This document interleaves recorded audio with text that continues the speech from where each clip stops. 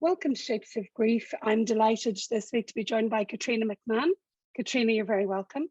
Thank you so much. And thanks a million for inviting me along. I'm so excited to have the chat with you. Yeah, looking forward to it, Caitriona. I decided for this week that this would be a really, really good episode to put out the week coming up to Christmas, because Caitriona has set up down in the west of Ireland, Limerick, the Community Crisis Response Team, where she works from a suicide prevention hub based on your own experience, which we're going to hear about. But Christmas can be really the shittiest time of the year for so many people. I know it certainly has been for me in the past for a variety of reasons. Thankfully, this year it isn't, and I'm very grateful for that, despite the fact that there is an empty chair at my table this year, with my first Christmas in 49 years, I think, without my father. But even moving away from bereavement, just Christmas and what we think it should be seems to somehow shine a light on some perceived lack that we have in our lives, whether it be a lover, a partner, a children, a certain type of family we want to have, whether it be, somebody has died and they're not there, or our mental health, our physical health. Somehow Christmas seems to just shine a big, I'm not even going to say flashlight, something bigger than that, on all these perceived lacks we have. And I think few people realize that those happy Christmases we see in the movies, really rarely do they exist. And, I remember, Caitriona, just to share this little story with you and listeners, a couple of years ago after I had separated, and like Christmas, I'll be honest, was just absolutely rotten in our house for 2 or 3 years. It just, even though the divorce was wanted, there was just somebody missing at the table, and there was no getting away from that. And I remember my daughter pointing to my neighbor's house, I think she was around 10, and saying, they have it all, like their house is perfect, and they've icicle decorations, and they've their tree up in the window, and they're all happy and they're having a brilliant time and we're miserable. And I was so glad that I was able to sit her down, because I happened to have been talking to that neighbor and saying, they actually had a really shitty Christmas. She was dealing with a sick baby, trying to feed a baby while making dinner. Her sister-in-law got drunk. Her mother drank too much. Her father was fighting with her husband, and they actually had a rotten Christmas. So let's stop pretending we know what's going on behind everybody's doors. Anyway, Caitriona, time to come over to you and to hear, the background of the Suicide Prevention Hub and what you've set up down there. And you have a team of people who are responding to crisis in the community. So when people are feeling really low, so low that they feel they could harm themselves, you've set up a voluntary team that will go out and provide much needed support. But before we hear about the team, Caitriona, where did this all begin? I mean, this began in your own home, didn't it? It did. It began in my own home. It became in my own life, really. But and I suppose it's very apt to be on, Shapes of Grief, the podcast, because for me, I suppose, and at the time I hadn't seen it, but a lot of it was as a result of loss. It wasn't grief as in death, but it was, I had lost a lot of things in life. But like, I suffered with depression for a while. I was in a very high stress job. I suppose it wasn't always high stress, but there was a change in management there, and it made it more difficult. And with that brought, what I used to do endless hours. I used to love it so much, and it became torture. And I suppose anxiety then started to kind of peak its head alongside depression. And I just remember, like, it was all coming to a head, and myself and Kayla were great friends always. And she'd say to me, like, I'm always the type to, cry at funny things, sad things. I cry at everything, really, to be honest with you. If you said boo, I'd cry. But what worried Kayla was, she said, like, she knew I was going to counselling, but all of a sudden my crying had stopped. And that's what worried her. And that's a message we always put out when we're talking to the public, because people think to be depressed or to be worried about someone that's suicidal, they must be crying or look upset. For me, it was the opposite. I stopped crying. Inside my head, what had happened at that time was, I suppose, living as Caitriona, I couldn't go into shops. I suffer with agoraphobia, which is a form of anxiety that you feel like you're going to get trapped in every building you go into. So the bigger the building, the bigger the problem. So for example, the Crescent Shopping Centre, I didn't set foot in for 2 or 3 years. Hospitals weren't an option for me.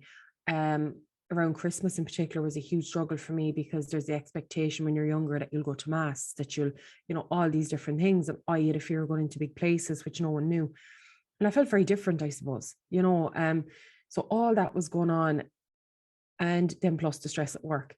So there was one particular night, like I had come to the head of where I was nearly afraid to even go outside my front door. I suppose with anxiety, you can get I have traits of OCD as well. So I get awful obsessive thoughts. So I could obsess on things that aren't realistic at all. I'd accuse myself of doing things, or, oh, I hurt someone's feelings when I didn't, all these kind of things.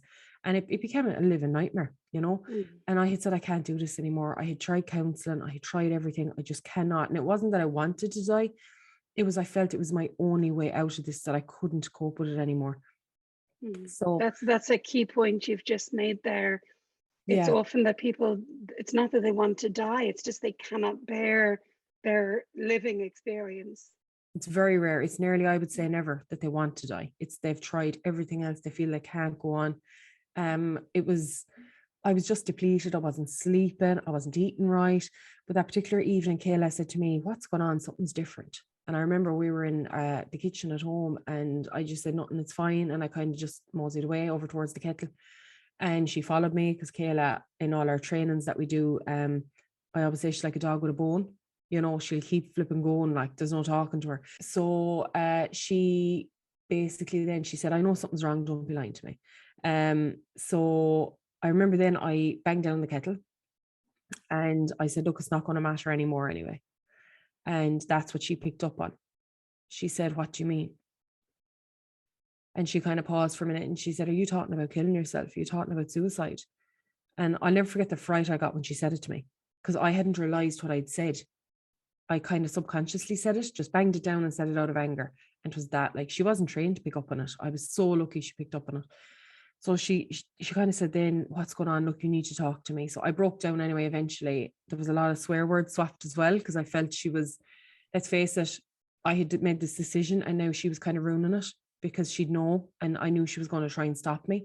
So that was a hard thing, So we sat down, and she said, look, I don't know what's going to happen next, but I can tell you this, I'm not leaving you on your own. You'll be here, I'll be here with you now for the night. So the following morning, she rang my counsellor.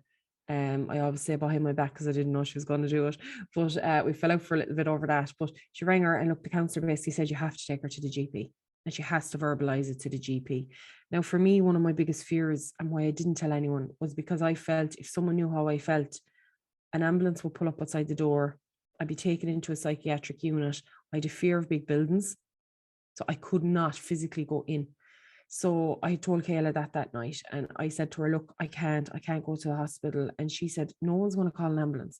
And if they do, they'll be taking 2 of us screaming, because I'm not letting you go. So that, and that's very ethos of what we do as an organization now. We're in it together. We don't just say, look, this is what you're doing now, blah, blah, blah. We don't say this is what you need, or a service you need to go to. We work with the person to see what suits them. So I suppose if we fast forward then, thankfully through the GP, he linked me in with a day hospital. And initially I couldn't even go into the building. So it was very much, they were coming out to me out in the car and meeting me, bringing me in gradually, thankfully. And fast forward a few years, I'm discharged now, which is fantastic. It did take work. It took time. It took the realization that I'm not my own thoughts. It took a lot of effort in that sense. I believe for a long time I was my own thoughts, This is key, isn't it? Actually, you're saying just some really important stuff that, we have the, our psyche, our intellect, we have our emotions, we have our bodies, the sensations that go on in there. But we identify so much just with our thought processes. Yeah. And I often say to people, our brain is just like a TV, don't believe whatever channel you land on just because it's loud, Yeah. But it really takes time for that. And Caitriona, a lot of people would ask, but why? What happened? And, would it be fair to say there's nothing necessarily that happens in our lives. You know, we're living in a profoundly sick society. I think it's Ralph Waldo Emerson says it's no measure of health to be adjusted to a profoundly sick society.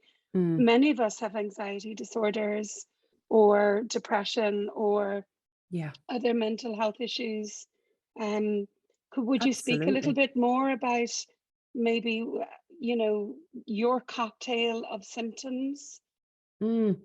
I suppose for me, the loss of identity around being, at the time, I was a manager of a leisure centre, and I lost that identity as well because I was out of work. So all of a sudden it became, you know, you'd meet people and it was always, how's the leisure centre going? It became, people didn't know what to say. You know, things like that. My identity was definitely an issue. I suppose that there was lots of things like that. For me, the cocktail, my symptoms was becoming trapped in my own mind. It was feeling I couldn't share, because if I shared what I was thinking, I would be institutionalized. It was this stigma that was in Ireland that, look, you would be locked up, or that there was a shame to it, which I bang down doors to say this isn't the case. And, you know, we work with people to keep them in the communities where possible and to get them help, I suppose, through kind of outreach work and all that different stuff, so that they don't feel that isolated. Because for us, when we look back afterwards, when I got better, we decided, like, what we went through in the middle of the night, how many more people are going through that? Hmm. You And I'm know, going to pull you back to your experience first. We will go ahead, we will, yeah. you know, look at the work you're doing. But yeah, so the middle of the night, there's Kayla. She's saying, come on, you know, what happened next? That night it was very much taught. She was kind of saying, what are your fears around it? Why didn't you tell me sooner? For Kayla, she felt, like, we talked about it afterwards, she felt quite hurt. I think that as a friend, you know, I wasn't able to tell her that, you know, you should have known I wouldn't jump to conclusions. And it's important to know that as well. Like, it is hard for the other person that comes upon someone that's suicidal. Um, for me, it was very much, I felt relief that she had found out, as much as I was angry, because someone else knew. Yeah. And then it became a picture of, okay, other people need to know, like my family need to know this. And, you know, Kayla was supporting me around, you know, the counselor guided her around that as well. Okay, her family need to know what's happening. Um, so, like, I started initially 4 days a week in counselling. It was tough. I used to also self-harm. So that was like, self-harm is very addictive. For me, I would get this urge to self-harm. And, you know, it's often misunderstood. The purpose of that wasn't in my life. It was to, I suppose, express what I was feeling that I couldn't emotionally express. Um, that was And one of it's the hardest tangible. things. It's easier to, when you can Mm, see and feel something physically, it has shape and form. that's Whereas it. when it's in the psyche, or sensations in the body, we're so disconnected from our bodies that it's so much harder to identify. Exactly, exactly. And Mm. that was one of the hardest things to adjust to, I think, was the self-harm side of it, because you're getting these cravings to do it, like urges. Because whenever you feel, almost every 15, 20 minutes it was happening, you know, Mm. at one stage. And we kind of came up with this idea then, I think it was that my counselor had suggested it, that if I felt the urges coming on, that I would have a code word that I would say to Kayla. We'd remove ourselves from the situation we were in, whether it was with whoever, a friend or whatever. We'd go outside, I'd squeeze her hands really tight, or I'd punch a pillow, wherever we were. And it would literally, it was another healthier way of releasing that energy, until we kind of got to the root of what was going on. But over time that dwindled. Even through the years though, you would find it, like, you know, I often say I'm still in counselling. You know, you do find when things get overwhelming, but I now know the warning signs. Um, but it's been a journey, like, and I suppose I learned so Mm. much about myself throughout that journey. You know, it kind of was when I hit rock bottom, like, I believed my life was over that night. That's why I had decided, look, this is the only option for me. But when I look at it now, if I had ended it that night, I know I would never have discovered my purpose, which is to do what I'm doing now. Um, you know, but I think it's the culmination of the values we grow up with, the morals, the things we learn, what we should and shouldn't do. Like you said, the perfect Christmas, you know, I never, like, Christmas was always a weird one for me. Like, I even to this day, like, I feel like crying all through Christmas. It's so strange. I don't know why. I haven't a clue. It's like there's this hole. Mm. So what I do now is I kind of plan it out a bit better, you know, and I kind of make it work for me. But it's that, I think TV plays a role in that. As you said, we were only chatting, myself and Kayla, about it the other day, that I think TV does play a massive role in that, in the idyllic Christmas. Mm. Do you know? Yeah, I mean, there's so much to be said for, you know, a turf fire, a pair of jammies, and a good movie. And if that's Yeah, all you do, you know, that's it. but yeah, there's so much pressure, and not just Christmas then, but going back to identity, you know, you had me thinking, I live in Greystones, and we have, you know, lots of wellness people and yoga people, and God, you know, and not to, you know, single out anyone, but it doesn't feel like wellness to me. It's just like how to feel, you know, completely inadequate. Follow some of these accounts, you know, no, I can't Yeah. do 10 sit-ups, never mind 50, and I don't walk around looking $1 million in lycra, and no, I haven't run up, you know, 20 miles this morning and back before the sun has risen. You know, we call this wellness, and I really question Mm, it sometimes. And of course, sometimes it's great to get up and go for a run at sunrise or whatever. I don't question that. But when it's the message that this is what we should be doing all the time and every day, we can feel so inadequate and have such a hole in our soul. Um, yeah. and it's like, how do we find our identity? How do we find our purpose?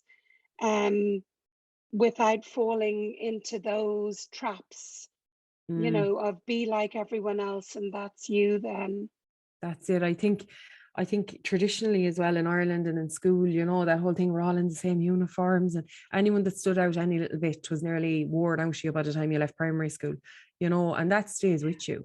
You know, I suppose a lot of my decisions now, I would be quite different to a lot of people, I think.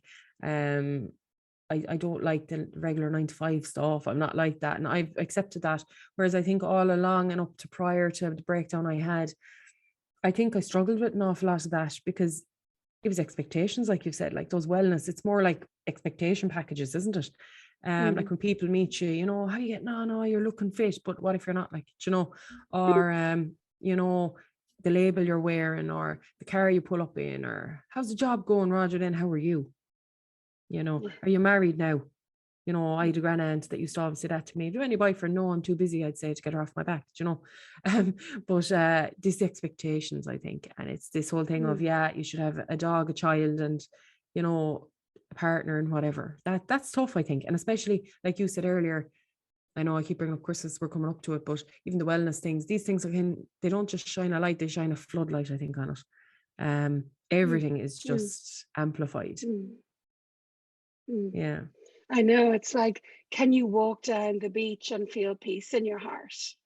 That's Mm, not, you know, not any of those other things that we've been talking about. And you know, it's to find that in yourself really takes a lot of fighting against all the other messaging that's been does. pumped down our throat constantly, and this stupid fairy tale that we're led up to believe exists.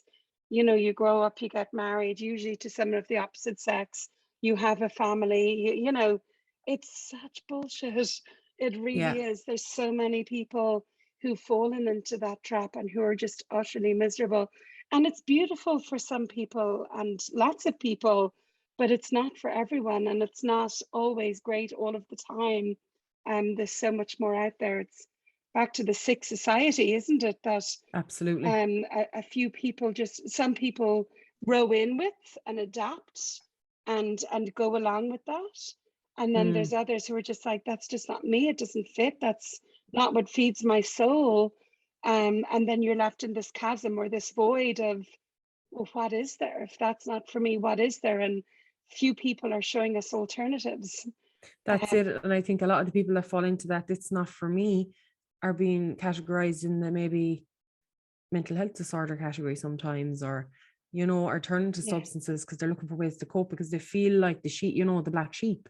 Um, it's a tricky one. It is a tricky one. And we see it time and time again. Like, and I've seen it myself. I know what it feels like. I think we all know what it feels like, you know, if you're kind of, there is such, I don't know, like I hope things are gradually changing here, but it'll take a while yet, I think, to Mm. kind of, you know, rid the culture of okay, a little girl is born, she's dressed in head to toe pink, a little boy, all blue, you should be, like I was sitting on tractors from the age of like, I don't know what, toy tractors. I got off Santa, loved it.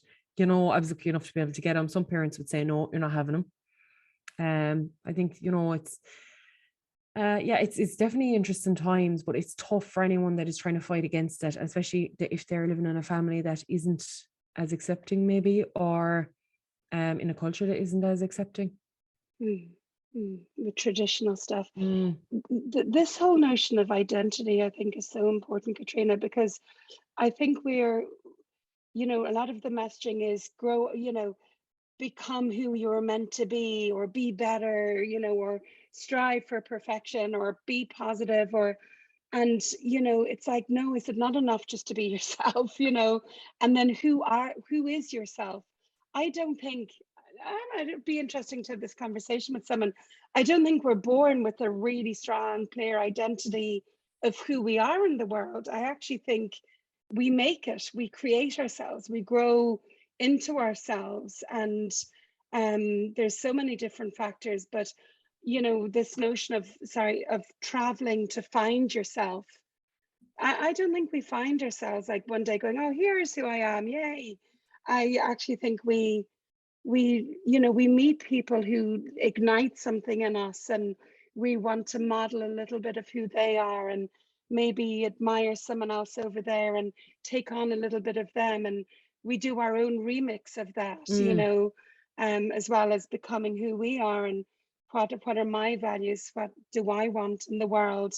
But we create ourselves, and I think that's, how do we help our children to nurture and foster this identity, because we can feel quite lost without one, can't we? Absolutely. And like I'm studying childhood trauma now, and it's something like, obviously children come into this world as a blank canvas. Like, don't get me wrong, there's elements of genetics there that you will see throughout life. You know it yourself. If your parents have been diagnosed with something, there's a good chance you could have similar. But outside of that, like the environmental factors, the what's been happening in the household as you grew up, even wider society, like, what's been going on, things like the pandemic now, babies being brought into this, you'll see changes happening. All those things play a role. And as we grow older, then it's kind of, I think we all, and particularly in teenagers, you'll see you want to subscribe to somewhere you belong. We all want to belong somewhere. And I think that's something I struggled with for a long time. I didn't really belong anywhere. I didn't subscribe to the cultural go to mass on the Saturday night, come home, the typical Irish kind of, I suppose, what would you say, upbringing. So I felt kind of, maybe that's why Christmas felt a bit odd for me. But it's definitely that belonging piece, I think. And you'll, as you said, then you'll try on different pieces of people and see, does that fit your lifestyle? And if it does, then you'll hold on to that bit and you'll go again. But a large part of me discovering the parts I like and want to keep has been stripping off some of the bits I didn't like, the scales kind of going, right, well, that was never really something I liked to begin with. And it wasn't something that I picked, it was something that was put on me. So, by family, and they didn't mean any harm, but it's their beliefs. So it does, it plays a huge role in it, like, and kids growing up, it's challenging for them. And I remember as a teenager, like, you react to everything, like you're so impulsive, and jeepers, secondary school is tough because every slight difference is picked out. It's identified, it's highlighted. And now, whereas in our time, if you did something silly at school, it didn't really follow you home. Now it does in mobile phones. So, all these different things have an impact now. So it's very difficult to find where you fit and where it's safe as well. And there's such a flood of information, and a flood of choices coming at you. Caitriona, I'm really curious about going from wanting to end your life in the kitchen that evening, and to now running the hub. What is the work? What do you feel were the core tasks that you had to go through in order to create this identity for yourself, build this strength, build this resourcefulness inside you, and this flexibility? I mean, you've mentioned belonging, and you've also mentioned Kayla and her at your side. what were the ingredients that got you here from there? I think personal acceptance of myself, that I had elements of me that weren't within my control. For example, my thoughts was a huge thing. Mm. That I reacted to certain things emotionally, and that was okay because it was my brain and body responding to things I didn't really remember, things like that, a lot of self-acceptance, a lot of feeling accepted by Kayla and by my family, that okay, she hasn't been feeling well and it's okay to actually feel that way. It felt validated. And I'm lucky to have felt that, because I was lucky there wasn't waiting lists when I was looking for help, I was so lucky with the GP I had, all that. Other than that, I think what went from that night to creating what we did was wanting to know more. A huge curiosity came out of it. What was I like? What happened to me? And what was it like for Kayla to come upon me like that? And that's what started us on the journey of, we want to get a bit of training and look into it. I started going through library books like there was no tomorrow, about depression, anxiety, about self-awareness. And I remember like everything from Eckhart Tolle to, I had everything, like them all at home. I was just reading, because I just couldn't understand what happened to me. And I didn't feel that it was right for someone else to be explaining it to me, because we're the best, what would you say, to describe it, what's happening to ourselves, really, when you think about it. People can try, but It's such a crisis is such a doorway into what, like, you're so like me in that, something's gone askew. Okay, I need to understand why this happened, why I responded that way, what are the alternatives, who else has experienced this, and I'll get out every book on the subject or watch videos or whatever. But I know certainly I've had my own struggles with addiction in the past, and there's an expression that says the gift of addiction, where when you hit that proverbial rock bottom, there is only one way to go, and that's up and out. And it's almost like what we were saying earlier about giving you an alternative way of being in the world, because the one way I was existing is just not going to work for me, isn't working for me. So it's this gift of going, okay, you have to find who you are, what matters, what your values are, whether it be an addiction crisis, a suicide crisis, a bereavement. It's like that Japanese kintsugi, is it, when the bowl breaks and they repair it with gold, and they say that the broken thing is so much more beautiful, because of the cracks and because of the repair. And as humans, we're like that, aren't we? I The think gold comes out. every crack kind of teaches you something new. Now it's sore to I suppose observe the lessons. It takes sitting in your own pain. I remember being on a shore in Ballysteen at one stage, just down the road, beautiful little shore there, a beach. I used to go down there and write poems. I know it sounds pure majestic now, but I was actually bawling, crying, writing them, And I remember literally screaming at the top of my lungs, like, why was I in this pain? I couldn't figure it out. And it was just, I think back on it and I wonder how I even got through it, but I did get through it. And I think part of that was, even though I couldn't see a way out, Kayla did. And that's what we try and do for people as well, is, okay, maybe you can't see through this right now, but allow us to guide you and help you to see something. Because it can be every crack, it really does teach you something about yourself. And you'll be so glad for the lessons later, but it does take, I think, it is uncomfortable sitting it as well. Yeah, and this is like, if anyone was listening to this is really the nugget, is sitting with the pain, whether it be grief or anxiety or emotional turmoil. It's, something that really helped me understand myself a little bit better was the window of tolerance. Have you ever come across that? The work of Dan Siegel and I think Pat Ogden. And it's this notion, like, it's kind of breaking all of this down to our nervous system, actually. And it's not that you're broken or there's something wrong with you or you need to be fixed. It's you're having a nervous system response. And when you can understand your nervous system, and I love this idea of, like, in our flow state, in our ease, where within this window of tolerance, and for some reason, some of us have a small window of tolerance, or we're very sensitive, or we've been through childhood adversity that gives us this hypervigilance, Yeah. or makes us spring into fight or flight very quickly, or even collapse. And when we can visualize this like a drawing, like, okay, my window of tolerance is quite small. How do I stretch that so it takes more to make me uncomfortable? It takes more to dysregulate me. It takes more to throw me into anxiety. And the answer is to sit with, rather than go to food or go to alcohol or walk away.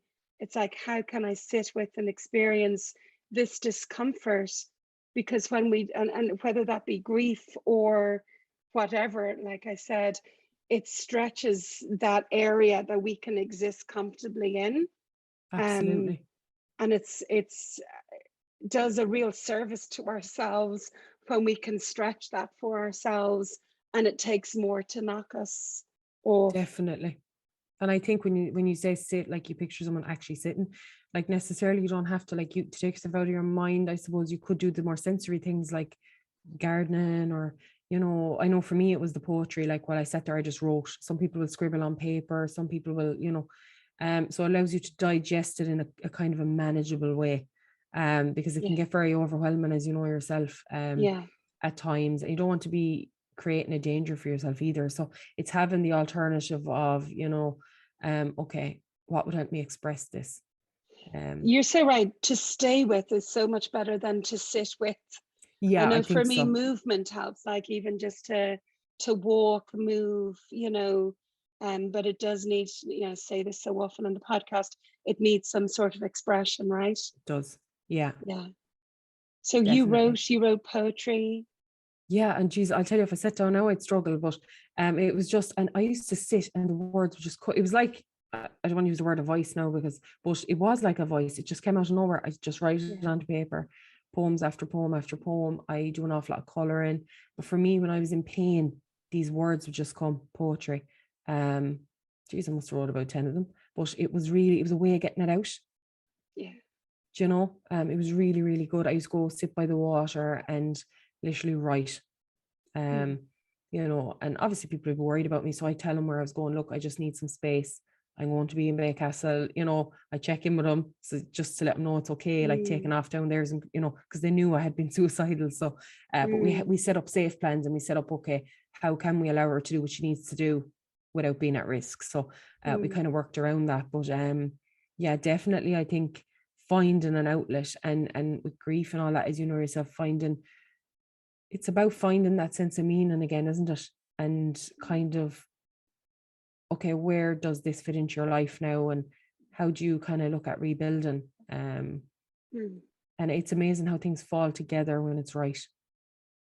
Do Mm. you know? I think so many of us, you know, we take these wounds, don't we? And we use them to create our own purpose. Definitely.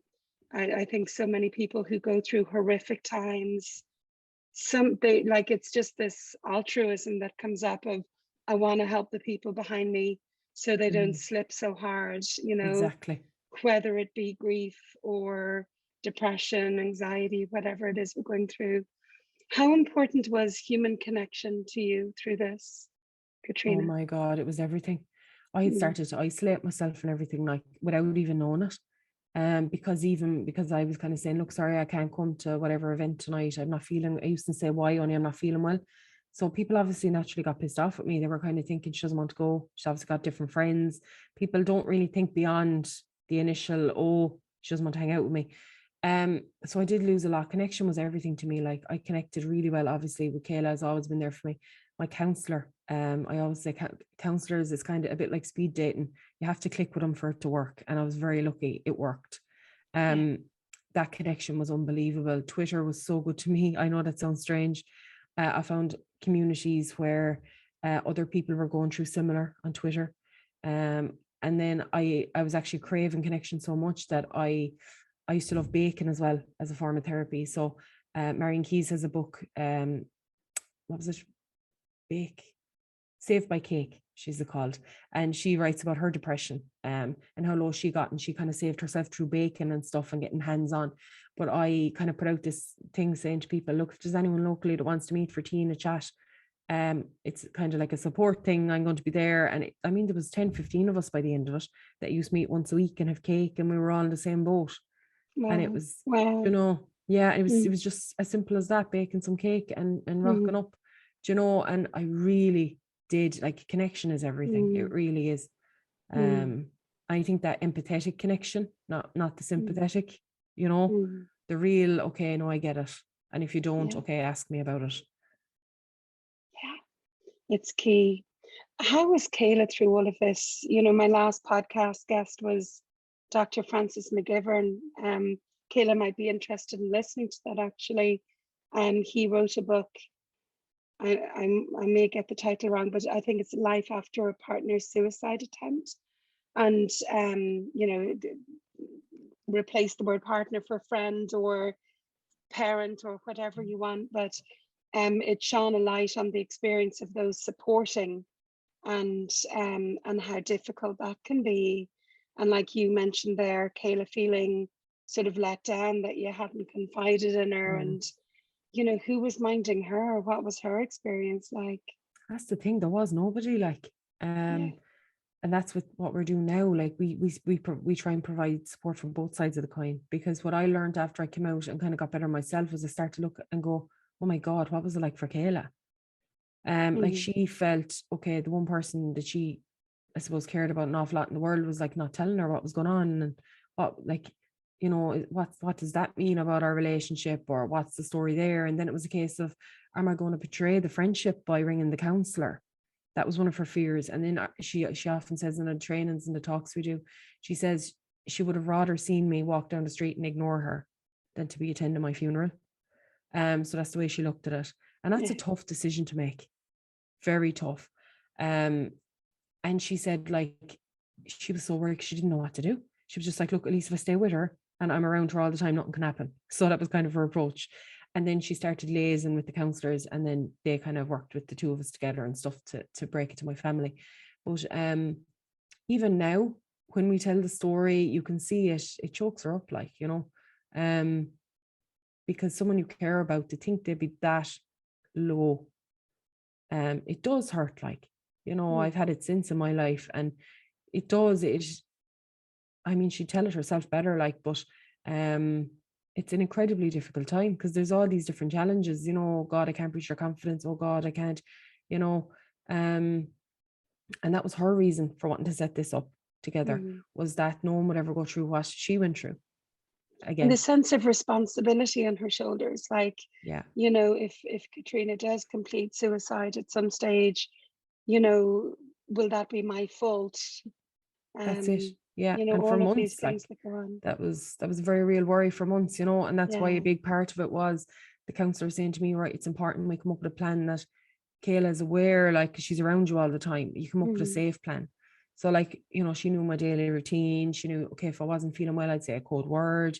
We had this kind of an agreement, like a contract, and it really helped us. But Kayla has had her own counselling as a result. I know she wouldn't mind me saying that, because it's traumatic for her as well, been living on edge the whole time, wondering, am I going to find her after self-harming? Am I, there's these very real fears. You can't just leave things lying around. Will she hurt herself with it?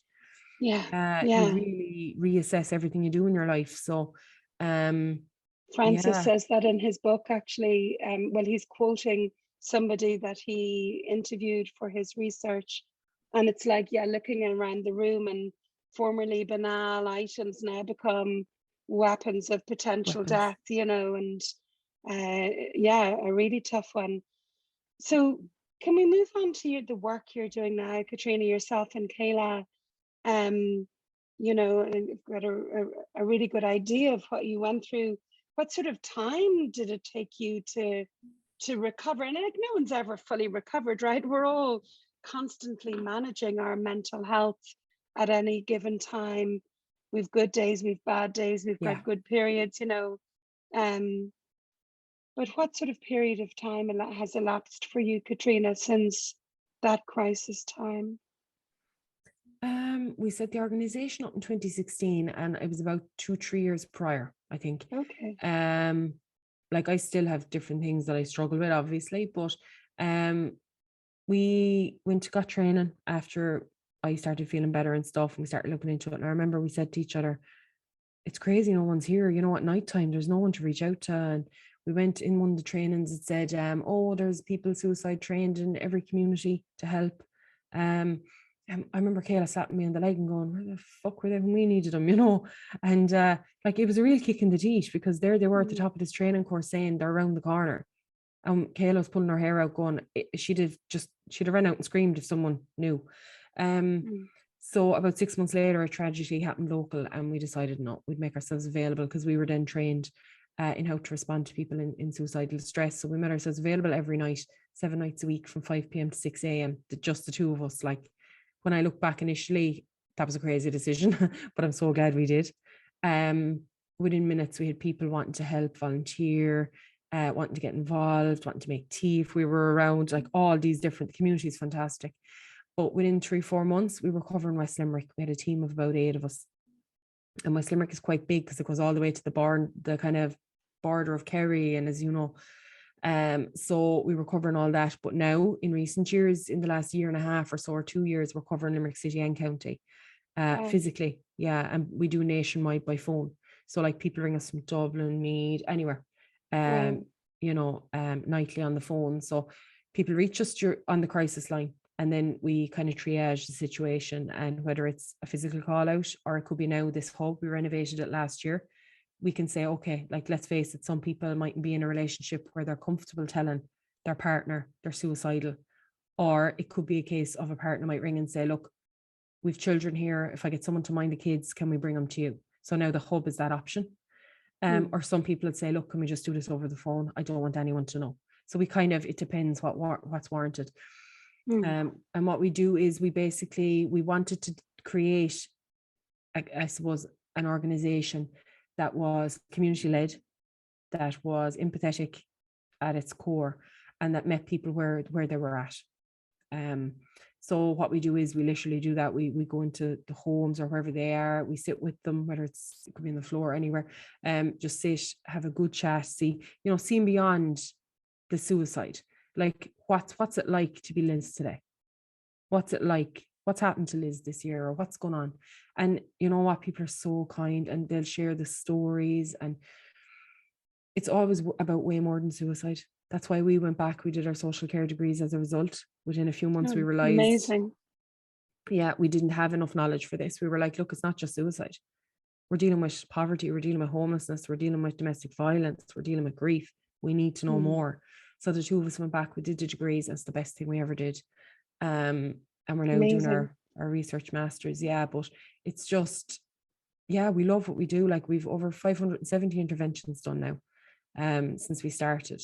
And that's kind of a mixture between physical, phone, hub, and Caitriona, I'll put definitely contact details in the description of this podcast, but for the sake of someone listening, because this could actually save a life over Christmas. Yeah. What are the warning signs? For you said you stopped crying. For me, I stopped crying. And I suppose that the main thing to note is any sudden change in behavior. For me, that was a change. Kayla knew I was the type, I just cry, I was upset all the time or whatever. So for me, that was a major change. Other people, they could start crying and they might never have been. So don't take it, it's grand if they're crying. It's not. You need to check it, explore everything. If something feels wrong, explore it. If someone is turning to substances more than they ever would have, if someone is extremely religious and all of a sudden loses faith, there's something happening there. If people are isolating themselves, if someone is saying to you, they look wrecked and they're saying, oh no, I'm fine, I'm just not sleeping. I used to say that all the time to people. And the truth was actually what I wanted to say was, I can't sleep. I can't escape my mind. When people aren't sleeping, there's something on their mind. You need to look at the whole picture. If someone has maybe lost someone to suicide this year, puts them at an exceptionally higher risk of dying themselves. Being bereaved also. Being bereaved in general. There, Exactly. Being bereaved in general, huge one. So look at the context. Look at, okay, have you heard other things like, have they lost jobs? For me, coming out of work, there was shame. As part of that, I felt shame. I felt, that loss of identity. And if you feel someone has lost their sense of purpose, and not to kind of dispel smaller losses, like some people might say, oh, it was only a dog.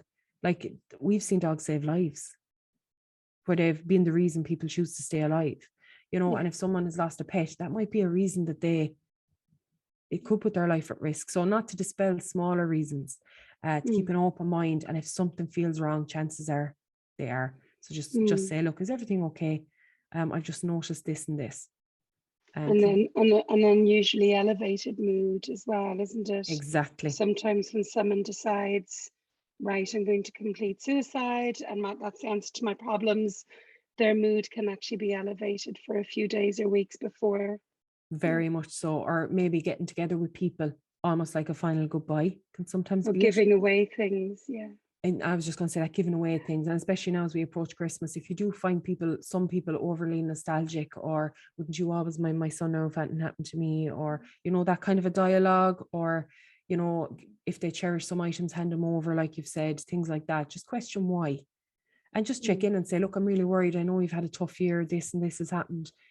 You know, you handed me this, I'm worried now. Like sometimes when people do things like that, it means they're thinking about suicide. And don't be afraid to say it. When Kayla said it to me, yeah, I got a bit mad initially, but I got a sense of relief. I felt seen.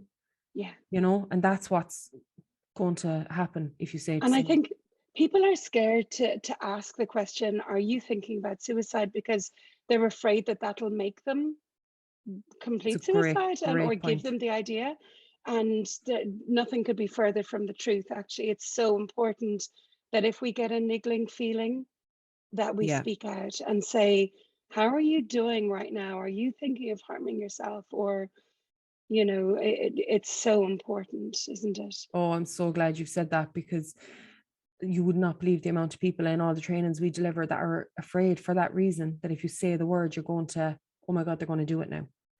The harsh reality, I suppose, is people are not that impressionable. Where someone has the intent to die by suicide, they're not going to do it. Person would have to be in severe pain. What's going to actually happen when you say, are you thinking about killing yourself? Are you thinking about suicide? Is they're going to feel seen. Like, I've been there. I know what that's like. Everyone that we meet that we've responded to will always say, look, I feel seen. Someone's finally seen it. You know, to ignore it is, I know some people turn the other way because they're afraid of what the answer will be. But what I would say is, no matter what they say, yes or no, we're always going to be at the end of the phone every night. You can ring our phone. I know you're going to put the number up there. It's on every night from 5 p.m. Until 6 a.m. And we work with both the person in distress, people that come upon them, anyone that has a question, or even if you have a hunch something is wrong, you know, you can say, right, would you maybe talk to them, or we can figure it out.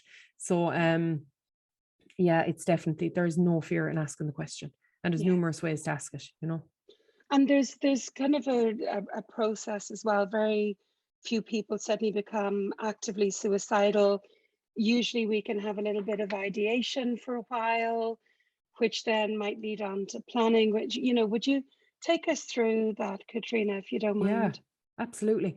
Well, I suppose, it's very important to mention that as well. Like, suicidal ideation kind of is like a river. It flows, kind of ebbs, it flows. So for example, when I was suicidal, right, that particular night, you could have said during the night, if I hadn't attempted suicide, I could have been fine again. I mightn't have been suicidal. It comes and it goes.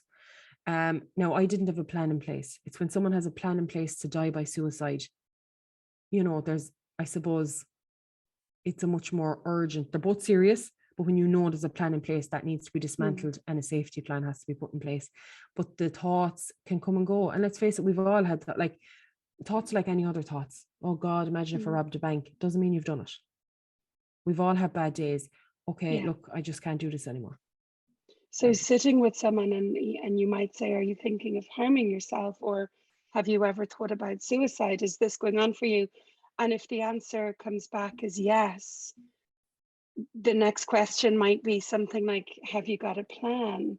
That's exactly Or did you it. imagine how, you know? Yeah. So you would say, can I ask, are you thinking about harming yourself? They might say, yes. Can I ask, have you a plan in place? And chances are they'll tell you the honest truth. Some people won't. But if they just say, do you mind me asking what it is? And what I would say, and we always say, I wouldn't go dismantling that yourself. It's about talking to the person about how do we keep you safe, getting them to that point. That takes time. It takes connection more than anything else. And it takes hearing the story, because the suicide is the very tip of the iceberg. it's everything underneath is what you need to spend hours or whatever Yeah. getting to the bottom of what's going on, and them feeling support as well. Yeah. So and to get someone safe in that moment, the questions being asked, they have a plan in place, they've shared it with you. Yeah, yeah, I've been here so many times myself. Even just last summer, I'd 4 interventions in the space of about 8 wow, days. And not just through work, some of it was through work, but also in my running group and in my social circle. And each of them required quite a different response. What are the options available to people, Caitriona? so I suppose when we look at doing a safe plan, we do it with the person. So the primary, I suppose, thing we look at is, okay, how do we keep you safe in this moment and tonight? Because currently the services are overrun. So A&E is always not a first option. We try and steer away from it. From the reality of A&E is often you could be sent back out. So we look at, okay, And that does happen, doesn't it? oh, regularly. There's no point lying. So I suppose the key thing is to remove any means of harm, first of all. So and when I say remove, I talk them around kind of surrendering it. So it's more, okay, if you know the suicide plan, for example, we won't mention it now because it's dangerous to mention methods. But if you know the plan, to say, look, how would you feel until we get you some help? Would you be willing for maybe you to give that to us, or for you to maybe just lock it away, until we speak to a professional? If they say, yeah, that's great, we can remove it. If no, someone's going to have to stay with them. Overnight, they shouldn't be left on their own if it's overnight. Then you're looking at competent professionals, and that's very important. So accredited competent professionals, but also to look at the person's needs. So, if someone has been raped in the past, for example, you're going to look at someone experienced in rape crisis counseling. You're going to look at, if it's someone that's experiencing predominantly grief, you're going to look at grief counseling, something that fits them. You're also going to look at then, okay, what other supports are needed. So, that could be anything from, is there financial stuff going on? Okay, who knows also about this? Their support network. We need to let 1 or 2 know to support them. So there's a few bits to it, but for someone coming on, someone willy-nilly just approaching someone, the key thing is to remove the means of harm. Stay with them once it's safe for you to remain with them. Obviously your safety has to be taken into account, but to remain with them and to get help. And get help involved straight away and as quick as you can. There's so much in what you've just said. What the do's and don'ts, what we say, what we don't say. So we do ask, are you thinking of harming yourself? We do say, are you thinking of suicide? We don't discuss methods of suicide, because that can be very triggering for people. There's so many do's and don'ts, and it's really important that people know and understand them. And then also just the patterns and the ebb and flow of it, and how suicidal ideation, it can be quite common, I think. Probably more common than we realize. Suicidal planning is a whole different category. That's when we need to put on the red light and get people to safety. A&E is a port of call, but it's often a very unsatisfactory port of call, where it's like an explosion can go off in your home, where someone you love has attempted suicide or disclosed an urge to, and you go to A&E and you're sent home with no support. That can be devastating for people. What are the better options, or what are some of the options in terms of getting help, getting people safe in that moment? I know I mentioned that I had a few interventions, and I think, for me, one of them was over the weekend. So it was onto the HSE and putting help in place. But actually, what was really key was finding a person and getting someone to talk to a person who knew they were coming, who was going to meet that person, and just making sure that when they arrived at the hospital, they weren't going to fall. In another 2 cases, it was a GP intervention. In another case, I was the intervention, in that moment, followed by other mental health supports. You're providing a service. What's there? What else is there? So you say you've our service. There are helplines, but outside of a helpline, I suppose you're looking at, being honest with you, overnight, it's going to be more so someone staying with the person or them staying with you, or vice versa. And then the following day, trying to link in with counsellors, crisis counsellors, be at a house, offer a counselling service once the person isn't in distress, say, immediately, but they could be having ideation. Be at a house will take them. Then you have whereas My Mind offer a great service as well. There's numerous different services. What we actually do is we have like 4 pages of services, and what we do is we say to the person, look, we're not going to pick where you should go. Have a look through there. Is there anyone recognized? Is there anyone you've heard talking about before that you might think would suit you? And they might say, oh, well, a friend of mine went to Pieta or, Adapt or whatever is going on. If there's domestic violence going on, it could be Adapt we're looking at here in Limerick. And then they'd say, okay, I'd like to try that. But a barrier there might be, they might say, oh, I don't know though. And I'd always say, do you mind me asking what's stopping you? And they might say, I can't imagine myself making the call. And that's where we'd say, okay, what if we helped you do that? Or they might say, we've often had people say to us, okay, I can't walk in that door myself in Pieta, I just can't. And what we do is we say, okay, how about if we were to check with one of our responders around that could meet you in the car park? We'll chat for a few minutes, stroll you up to the door, and then we'll hand you over and then that seems to make the huge difference. And it's this whole analogy of walking beside the person side by side, not doing for, but doing with.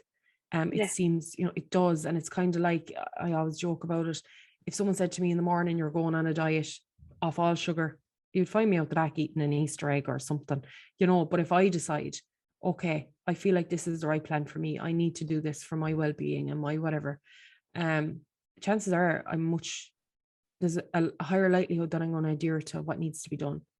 And even research came out there a couple of years ago, I heard it at an NSRF conference, that the likelihood of someone, once they go to A&E, staying in A&E to be seen by a crisis nurse is very low unless someone's with them. So to have someone with them, that support and that connection piece, like you said earlier, to have it, you're not in it on your own. It's isolating enough without thinking. We need other people at a biological level to regulate us, and this is something like in my work, I touch people all the time physically, like even though it's belted into us in psychotherapy trainings, your boundaries and don't touch and da. When you have a nervous system that is so dysregulated and a person in such distress and so alone, nothing can beat a hand on their back in that moment. And the words, I'm here, you're not alone.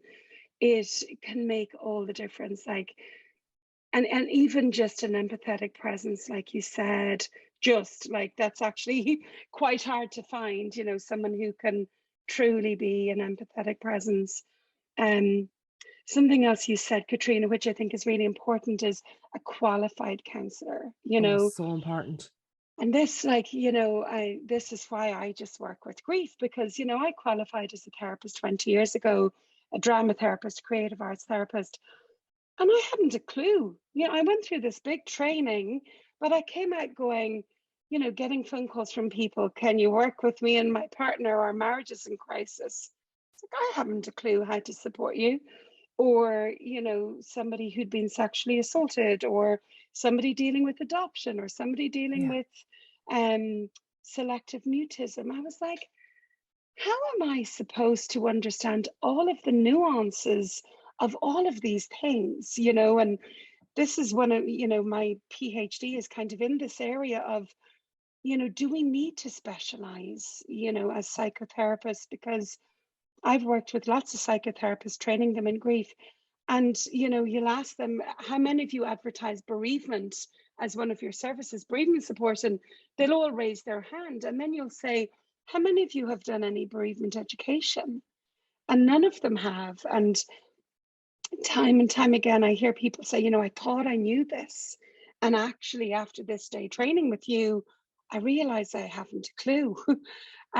So, my PhD, the intention when I actually get my head stuck into it, will be to highlight the need to really specialize in certain areas.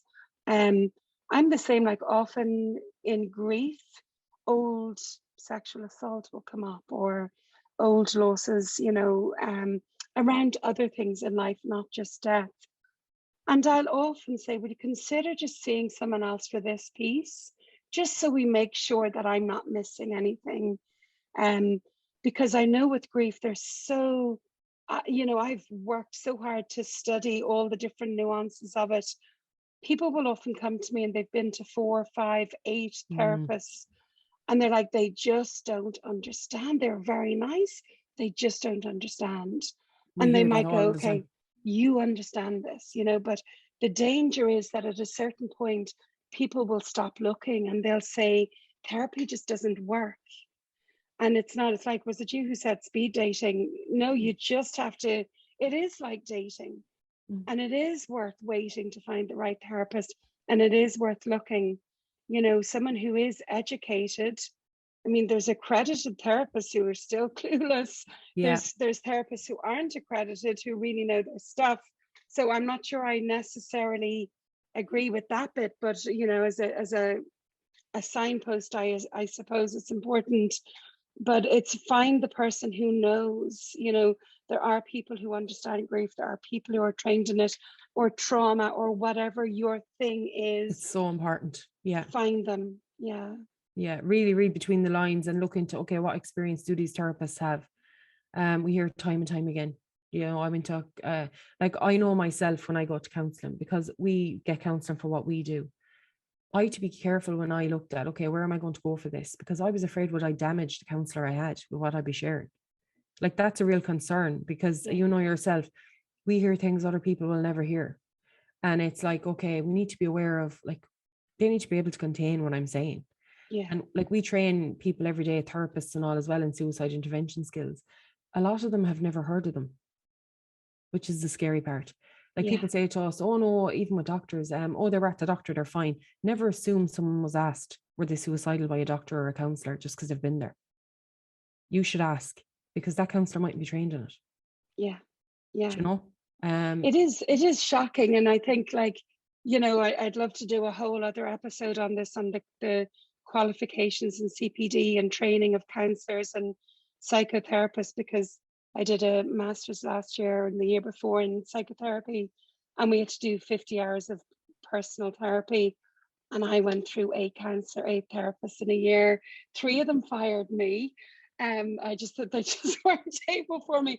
And I'm not that profound. I just I know my shit, and I know what I need, and I know what I want to work with. And that's really intimidating for a lot of psychotherapists. And these are people who are accredited by the main 2 bodies here in Ireland. So that's why I kind of say you can find an accredited therapist and they're not necessarily going to deliver the goods. That's it. It's the baseline. It's really hard to find a good therapist. It is. It definitely is. And even trauma, like, the more I'm looking into it, it's not in most of their training courses, not just therapists, in any. Yeah. And all of us carry trauma, like, whether we realize it or not. And those things they all come up. So it's, the very baseline is look for someone accredited, but you should be looking deeper, as you've said. You should be looking for, okay, how long are they doing this? What have they worked with? Or have they gone on doing other training, as you said, CPDs, all that kind of stuff, because it needs to be a fitting service for the person. It has to be. How did you find your counsellor? My first counsellor, fantastic. In fairness, they were all brilliant, but the creator, she, as I said at the time, she selfishly got herself pregnant, and then I was left there. So it was like this, oh my God, the loss I felt when she got pregnant. And it's a very real thing, that, the ambiguous loss of, oh my God, she knew everything about me, and I was grieving the loss of that relationship. She was just gone. But then I got another counsellor, and then she had an accident. Surprised anyone counselled me after that. They're all just dropping. But no, the third one then, in fairness, I had 3 great counsellors throughout the time. I've a new counsellor now as well again, and I had another one prior to this. Just because different stages of your life, I think you move through, and with the team, then obviously we have a team of counsellors working as well with us. So it's very important. Like, we can't help people where we've helped ourselves, in regular supervision and stuff, and it's just so important. Yeah. Absolutely. So tell us a little bit about the service, Caitriona. So I suppose, long and the short of it, we operate every night, as I've said already, 5 p.m. to 6 a.m. So we work when other people kind of close their doors. The aim is we're opening. And what we do is we will respond, whether it's physically, whether it's over the phone, to the hub. We meet people where they're at. If it's someone worried about someone, we can come talk to them and say, look, some of the family have noticed things are going on. Would you like to tell us what's going on? If they're not willing to ask the question prior to us getting there, we can ask the question. Like, is there a particular aspect you kind of want to know more about, or is it kind of just the general service? Just the general service, yeah. Yeah. So like it's diverse. I mean, for us, as I said, we started off thinking it was just suicide. It's not. We were called self-harm situations. We're called into family kind of disputes. We're called into every sort of situation, because you have someone suicidal in the middle of it. So we don't just deal with that. But what we're also doing is we're linking in now with a lot of other community organizations, because things like dual diagnosis, for example, is on the rise. And as a country, we're not equipped to deal with it. So what we quickly learned was we were trying to get help for people with dual diagnosis, and there was nothing there unless you robbed a bank and had 27,000 to spare for 4 weeks of treatment. So we were like, okay, something needs to change. So we spoke to some local organizations. Places like My Move in Limerick are fantastic as well. They're willing to work with us, that if we can get them to a stable point where they're not in crisis, they will then take over the counselling, because they have years of experience with addiction counselling as well. So together we're kind of doing things like that. But other than that, there was nothing there, So I suppose we're starting to spread our wings a bit that way, and we're trying to, with the hub now, we are going to provide more supports under the one roof. We're going to get other agencies doing outreach from here. So maybe we'll approach different organizations. We'll have a look and see which ones are on maybe children's grief and things like that, and supporting families, homeless outreach. That's the plan, because we're not, as I said 100 times already, we're not just dealing with suicide, and we can't do all this on our own either. We don't want to, we don't have the expertise for all of it. Like you've said, like we all have our little specialist areas, but if we can provide a space and say, look, you can do outreach from here. We've this great relationship that I can lift the phone to Johnny and search an organization and say, look, I've someone here that needs your help. They're at the end of the phone. Sure, isn't it a win-win for everyone? And that's what we're trying to do, is link that community element back in addition to all the response stuff we're doing.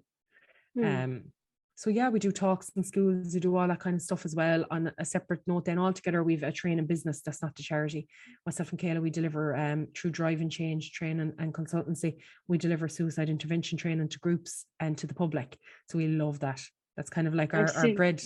Yeah, that's our money. I've seen you advertise that on LinkedIn. It looks fantastic. That's it. Yeah. And look, it allows us the flexibility to work while also doing the full-time voluntary work. So it works out well. Yeah, I know it's important to put bread on the table, like you said. That's it. Yeah. So for anyone listening, Caitriona, who might be feeling really low and has been drawn to listen to this because of the title of it, we're a couple of days before Christmas. What's your message to someone who might be feeling like, I need help, but I just don't know where to begin? I think what I would say is, my biggest fear is that I would tell someone and it would be taken out of my control. I would have no control on what was going to happen. Look, if you don't feel comfortable ringing other people, ring our crisis line. I can promise you nothing's going to be taken out of your control. We'll work with you. You'll be understood. All our lads, we handpicked them. They're cherry picked. So that they are empathetic, they are understanding. There's going to be no judgment regardless of what's happened in your life. We've all had situations, and I've had people say to me, you must think I'm an awful person. No, because in the same circumstances, I probably would have done the same thing. Try and put your faith put the faith and say, right, I'm going to chance ringing them. It's worth that. Your life is worth that, to chance making that call to see, will they be able to help me? And I know it can feel like you're the only person in the world going through this, because I felt that way. You're probably not. Chances are there's someone in the same place thinking the very same thing. Well, they're definitely not, aren't they? Definitely not. Yeah, you're definitely not. Yeah, you're definitely not. And it just connect. And not everyone will be able to meet you in it, but there are lots of people who can meet you in crisis.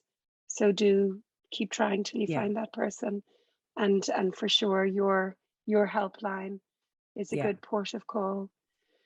Yeah, some really valuable wisdom you're sharing, Caitriona. Thank you so much. I'm running a grief group actually on Christmas Eve. Wow. For anybody who's been bereaved over the last couple of years and who's dreading Christmas. Mm. I'm just such a firm believer of turning towards whatever it is that's upsetting us rather than avoiding it and Yeah. pretending it's not there. So to give space to grief, I think is just so absolutely vital. And we've people from Canada and New Zealand Wow. going to join us. You know, it's people who listen into Shapes of Grief. Anybody is absolutely welcome to come. Midday, Christmas Eve, midday Irish time. Just email liz@shapesofgrief.com, and I'll send on the Zoom link, and we're just going to sit together, maybe read some poetry, maybe listen to some music, maybe have a chat, maybe light a candle. You know, Brilliant. there's no big agenda, but it's just people gathering who will understand, and giving space for grief in the midst of all the lights and Christmas cheer, I say, in That's it. inverted commas. So that's an option for anyone who's feeling really low because of bereavement. And if you're feeling so low that you could harm yourself, do phone the community crisis response team. Let's just give out the number actually, Mm. Caitriona. No problem. It's 085 1777 631. 085 Yeah, 1777 17 631. 1777 631. Yeah.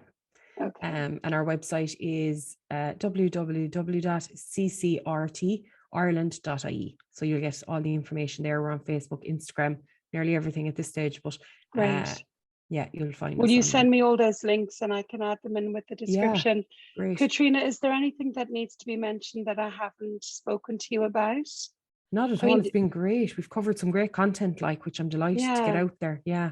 there's one thing I just wanted to say, and it's not it's kind of related and not really, but so many people are still using the phrase committed suicide. Yes. And yeah, it's just a phrase we don't use anymore. Would you like to say something about that? Yeah, and I suppose something we do an awful lot of our talks and trainings as well is the word commit. I suppose it implies a sin, doesn't it? Or you've done something wrong, like someone's committed a crime. Ireland decriminalised suicide a lot slower than any other country, actually. And because of that, it remained a word that was used here for an awful long time. It was decriminalised here, I think, in 93, wasn't it? In other countries, it was like the 1600s. But to say it now, to use the word commit, and don't get me wrong, a lot of people still do. And even my parents, through the years, I've said, no, Mom, we don't use that word. We use died by suicide. And now she'll wink at me and go, died by suicide, as much as say, I'm great, I got it right, and it's that educational piece. They took their own life, they killed themselves. And it's just, you'd be surprised, language matters. It does matter, especially if you're the person that feels that the language is being pointed at you. Like if I'm in the presence of someone that said, oh, such a one committed suicide, I'll be thinking, God, they must think that's a sin and I'm feeling this way now. It's very important. You don't know who's listening. And when you use the right language, people know you're okay to talk to. They know, okay, you're approachable.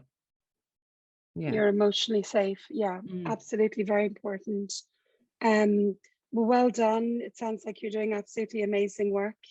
Thanks You a million. found your purpose.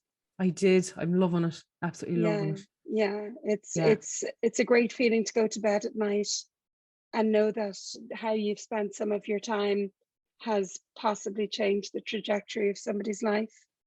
And Absolutely. in your case, sometimes saved their life as well. So, like I said, I'll put all details on the description of the podcast. And to anybody listening, particularly to mental health practitioners listening, get your training. Please get your training. The undergraduate trainings we do for psychotherapy and counseling, they're just scratching the surface. They are just scratching the surface.